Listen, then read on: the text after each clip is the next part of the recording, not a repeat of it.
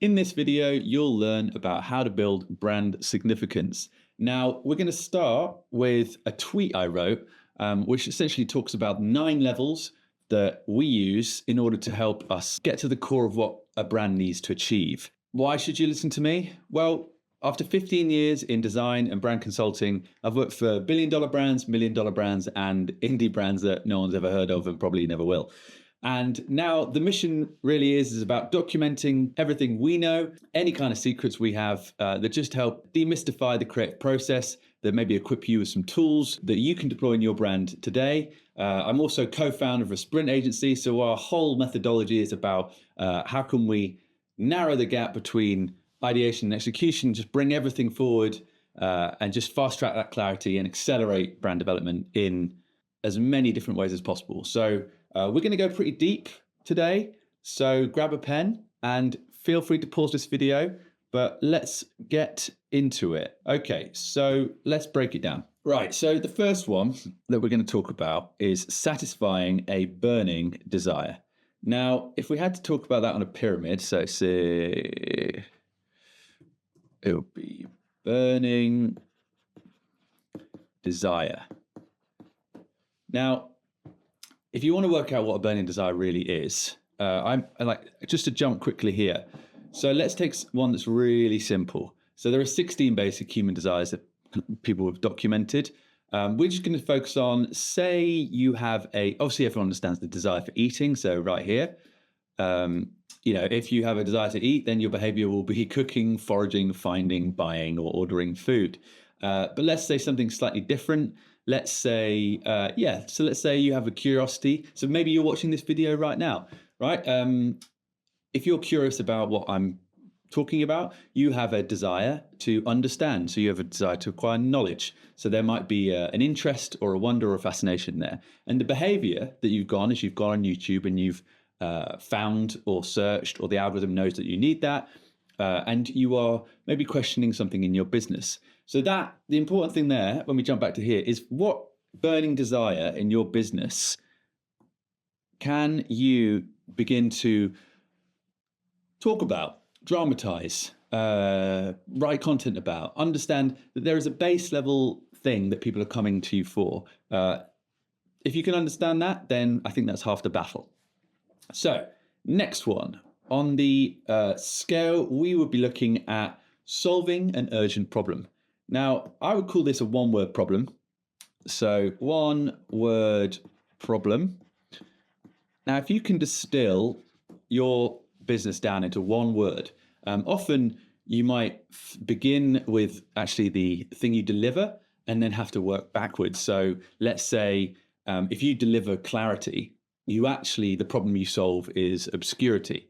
Let's say Facebook, they deliver connection, but the problem they solve is loneliness or isolation. So you got to be a little bit Charlie Munger about it and kind of invert. So you might, whatever you think is here, you can flip it, and that might help you sort of get close.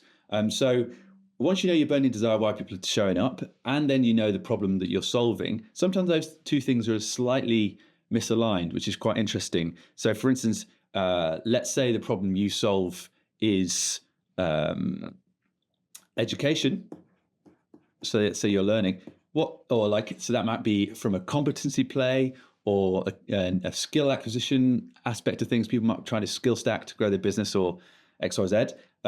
Their burning desire that they actually want, however, is they might actually want status, which we'll get to later, or autonomy, or maybe they just want confidence. So sometimes the burning desire and the one-word problem, you might think it's the same thing, but it's actually not. So it's good to break that down. We actually do a workshop about that. But yeah, think about those two. I'm going to keep this going because you can pause it if you need to, but let's keep this rapid. So the third one is about utility and quality. Now, put in utility/quality here. Now, essentially, the basic one here, you've got to have a burning desire. Let's say you have a bottle of water, right? The one-word problem that you solve is thirst. And the utility and the quality, this is where maybe people might start to position themselves with, if you want a plastic bottle or a glass bottle, if you want that level of premiumness. So let's say your burning desire is you want to go on holiday, and your one word problem is that you need a storage. Let's say that's your storage problem. And the quality is that you get a really nice bag. And obviously, yes, there's utility in the idea that the thing you sell has utility in someone's life, but also you can start to tell those stories about the quality of how it's made. So the detailing and the quality of fabric and stuff like that. So these ideas, in terms of them, you becoming significant as a brand, once from here on up, you can begin to customize it. It becomes more of a positioning play or a story that you want to tell. So yes, you have a base utility of something that you deliver, whether that's like removing friction or removing time. If you're doing a SaaS product, how are you saving time? Yes, there's utility in that. But what's the quality of the experience? What's the quality of the way it's built? Some of those things can allow you to have quite a good positioning or leverage in the market. So really think about, yes, from here on in, like how can it be very bespoke to you? Because that's where we can start to build a bit of a positioning thing. So next one. So above that is self-efficacy. Now, I really do hate this word, but it is really important. So the easiest way to explain that, let's jump over here actually. So the easiest way to explain that is Nike. That is a terrible logo. Oh, terrible. So Nike, their strapline is just do it, right? That's probably the reason why it's the best strapline ever done, is because what self-efficacy means is essentially there's a couple of them. So you have when you have an aspirational brand, you look to somebody, and when they're doing something over there, it's almost if they can, I can. Or another layer down, or another layer up, which I think is quite potent, is why not me?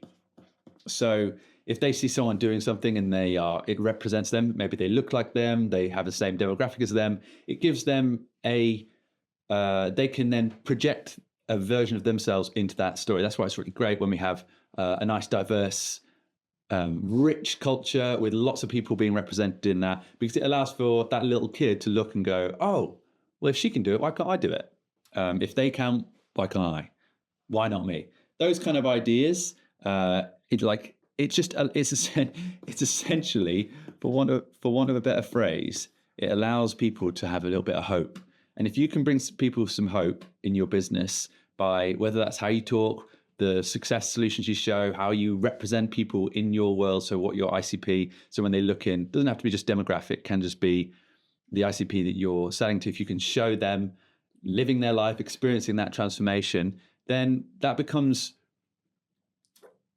powerful, for want of a better phrase. It allows you to do things that are relevant to the people that you want to help. So next one after that, so we've done those four. And again, that's a unique self-efficacy. There's so many versions that are very unique to what you're selling. You don't have to really, it's not off the shelf. You can really customize it to give you some positioning power. So level 5, I hope you're all still with me. So sorry, we just went self-F. Next one above that is scarcity. So this is where we start to, so if the first ones were very internal, the other two are kind of transitioning now to a bit more external. So for instance, self-efficacy, you would have to, although it's a very internal feeling, you're looking at other people and being like, oh, or you're seeing versions of reality where you're like, I could be involved in that. Scarcity is very much where it starts to be applied to, well, I've got it and no one else can, or I've got one, but they haven't. So there's an element of, urgency, there's an, supply and demand, or scarcity. We start to move into people beginning to play games. I guess there might be a zero-sum game, but there's a level of game that's happening, the gamification of it. There's a desire that people want to do that. And having the rarity of it, so having small batch, having stuff that people want, helps build significance, because everybody wants something they can't have. And then which leads us simply into status. So if you've not read The Status Game by Will Storr, read it. I think it's one of my favorite books. But up here, status. Now, everybody is playing a status game of some form, whether that's a competency status game, whether that's a power, so like a dominance status play, or if it's more of a virtue status play. So let me use the reference that Will Storr does to be proper. So a virtue play would be, let's say, the church. A power play would be maybe politics or government power. And a status play is maybe how celebrities are, or maybe even how presidents are. So there are 3 different ways that you can have leverage your status, but using different ways in. So if you start to deliver status in your brand, what is it? Let's look at, the Burberry, scarf. When I was a kid, everyone was really into this. Burberry was really bold, and everyone had this bloody scarf. But then what happens is, I guess you just called them chavs, but whether or not they were chavs or not, but the media, so don't blame me, but it became very streetwear, and people started wearing it, and it was very sort of bad for the status, because the thing used to cost a lot of money, but there was this idea of this premium brand who had a very certain type of people that wanted to wear it. And then when it got adopted by somebody that they didn't like it, even though that's how culture and fashion happens, it's a lot better. I'm glad it happened, to be honest. But from a marketing perspective for them, they were suddenly like, oh God, all these status games were going wrong. But for instance, if, let's say a expensive Rolex, there is an immediate status related to that. So, the whole, you have to wait on a list for 6 months to get an interview, and they may say you can buy this one. You have to have a certain 1 or 2 or 3 in your collection before you can get the secret one that's behind the closed door, that you can only get there if you've, owned 3 or 4. Same with Porsche, same with all these kind of ideas. It's important to have some sort of status play in there. That might just be like let's break it down to an information business. So maybe that would be an inner circle, or how much, say if you're at the center of your brand, you have some DIY stuff here, then you have some done for you stuff for brand consultants, and then at the heart of it, you maybe have, quite a high ticket amount. You have like an inner circle, so people can get closer to you. So the people on the inside here compared to the people on the outside here, everybody knows that these guys paid a lot more money, and everyone knows that these guys can't afford it. So then there is a status game involved in that. Closed door communities, that kind of thing. So you don't have to have a product. You don't necessarily have to do anything like that. You can be quite playful with it. Right, so let's move back. So after that is competency. So that is a layer of the status that I mentioned. I don't think power as an idea is a very healthy thing to do for a brand, like, because it's very much, you're taking power. It's very much, I mean, it's great in the idea of sport, but as we're talking about branding here. So yes, force is a motivator, but is it a good thing? I don't really know. Does that help you build significance in the right way? I'm not sure. But competence, however, let's say when in the aspirational side of brands, so when you'd watch Federer play, or when you watch someone who's really good at their craft, even if it's a busker in the street, that competence, you're just like, oh my goodness me, it can really, the love of being able to see somebody just do something, even that you've never heard of before, like when you watch like female volleyball or whatever, and you're sort of like, holy shit, this is insane. And then you watch like equestrian performance, or all the random ones, like the guy, the shooting guy. Like no one ever cared about that thing until they saw that and it became a bit of a meme. But like when you just see people good at what they do, there becomes an element of play. Like you're no longer having to think about things. Like when people are really good musicians, they're not thinking about what chords they're doing or where they are in the structure. They're just in the zone. They're just in the skill set has just kind of is gone into every part of their being, that they don't have to think about that stuff. And that's where that mastery comes out. If you've seen real jazz musicians play, or any type of musician, that's great. So how can we talk about that from a significance point of view for you. So how can you deliver competence in some way? Now, again, going back to in the aspirational side of things, so Nike would give you the tools, and obviously if you think about the utility, it would be a shoe, yes, and that's very nice. There might be a scarcity if it's a certain one, of collaboration with whoever. There would be, yes, you've got the just do it aspirational side of things, and then the competency thing is if it's a running shoe, they're giving you the tools for you to practice to get better at your sprints. They're making those incremental gains to being the best version of yourself. So if you think about competence in your business, bloody scarf. So if we're doing a comp play, let's say if it's education, so you're giving knowledge, right? So you're expanding the brain of whoever, making him very happy. Wow, that is mental, isn't it?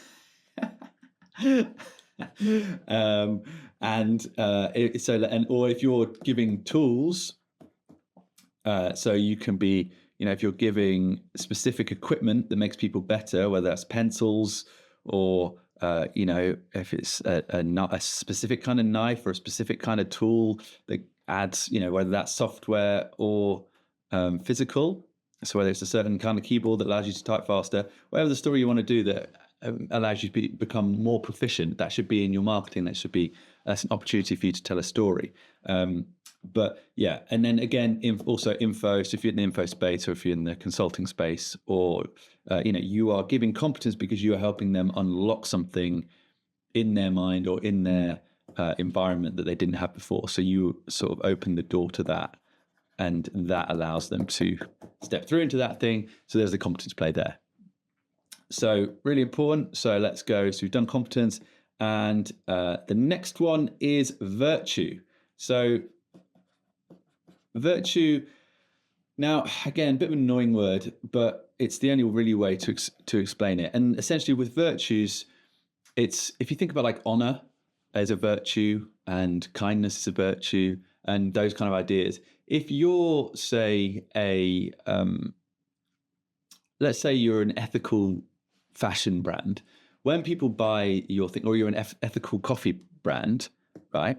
So when, let's say you got a bag of coffee, and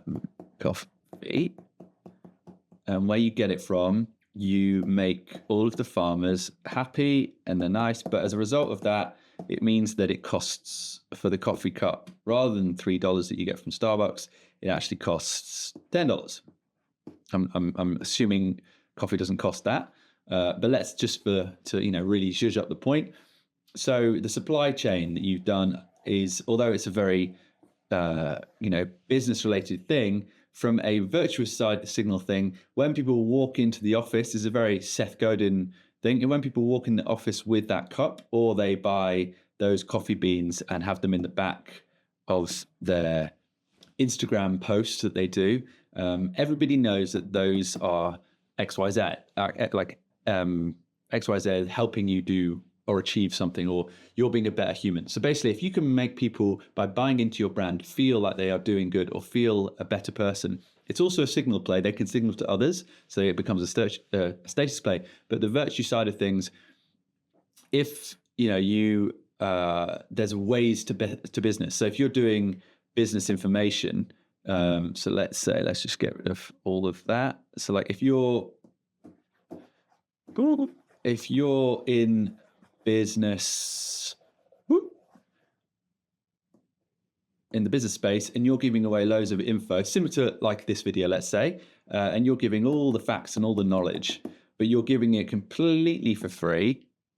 There's no red tape. It's not behind a paywall. It's not behind closed doors. Everyone can look in, and everyone can feel involved, and at every level. And yes, you might have some high tier information for the pros, and then you have some like, if this is your TAM, then right at the bottom you have just people who are interested, like just signaling interest. And then you have a whole ecosystem that has loads of touch points, loads of landmarks that people can find on the internet, where they can learn a little bit about this, learn a little bit about that, learn a little bit about that, learn a little bit about that, and stay in your ecosystem. And you as a person feel good for doing that, right? But then also, if you create if enough business people do that, it becomes a culture. Apart from the basic thing of they buy a coffee and it makes them feel good, how can you help people feel like they're making an impact or making change? Now, whether that's the way in which people if you're building a startup that changes or solves a problem and people get into that and people want to buy into that message, great. If you have a way of doing things or you're trying to shift behavior that makes people feel that they feel good about themselves, that they're, rather than doing this, they can do that kind of idea. If you can really break down that from first principles and then build that back up, it will really help. And then the final one is generosity. Now, generosity, have you noticed when people are really happy and people are really fulfilled, and when people have achieved stuff, they become very charitable. Not charitable, they become very generous. Charitable is a different word, but they become very philanthropic, they become very kind, very joyous, very happy. If you think about Maslow's hierarchy of needs, that triangle of shelter, food, community, and then that self-actualization idea at the top, I would take, his is a much more of a famous triangle than mine, but I would say at the top here is, I guess, that self-actualization and almost that enlightenment phase, without being too woo-woo, that allows people to not worry about any of this stuff. They sort of don't want to play this game anymore. Like billionaires, once you get over a certain point, you've done it all. And then it becomes very much about okay, how can I help this person? How can I give away this person? If they're obviously that way inclined, not everyone is the same. So Patagonia, they mayn't necessarily be generous, but it's been made so well the first time that their coat or their jacket or whatever, it's that buy it once and they just get it fixed. Nudie Jeans was really good, that, you have lifetime free patches and you can take them in. And just this idea of something generous in your business that you have will reciprocate and make other people feel very generous in the ecosystem that you present. So maybe you just have a small collective of people, or you have to do a Seth Godin, people like us do things like this. Maybe one of the cultural values you have is that it's a building public or a sharing of information, and that is rewarded in your brand at the highest level. So then you create, anybody who doesn't want to vibe with that will just leave, and then you start to curate an ecosystem that is built on almost a virtue of kindness and generosity. If you can become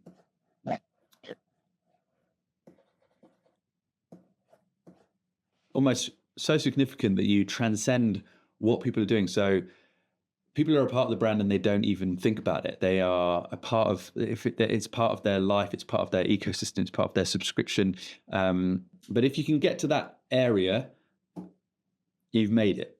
Now, to recap on that, so we've gone right from burning desire, one word problem, utility and quality, self-efficacy, scarcity, status, competence and virtue, and then generosity. What, if you get to the top, how do you want to re-engineer the world for good? That's sort of how to do it.